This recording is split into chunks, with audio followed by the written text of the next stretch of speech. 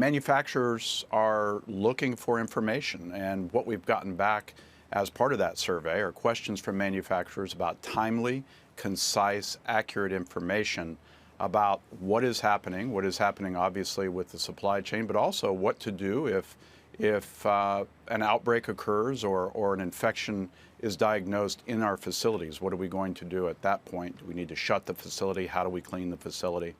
And then lastly, what are the economic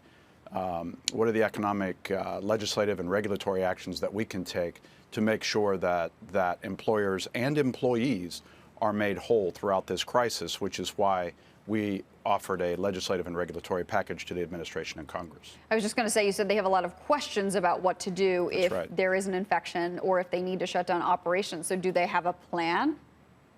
Well, that's exactly what we're trying to establish.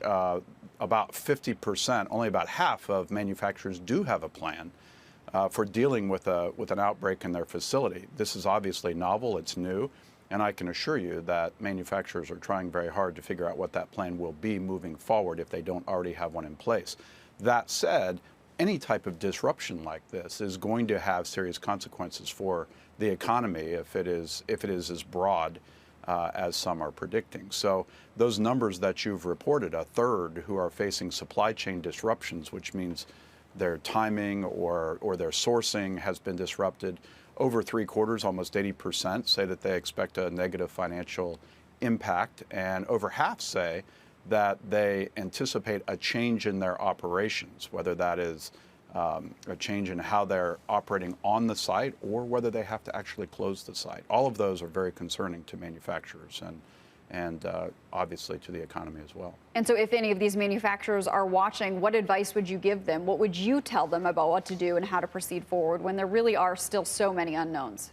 That's right. So we have established a coronavirus task force at the National Association of Manufacturers. We are fielding questions right and left all day long on what current advice is coming out of the CDC, what legislative and regulatory solutions are on the table. We really appreciate, frankly, the bipartisan focus on this issue on Capitol Hill.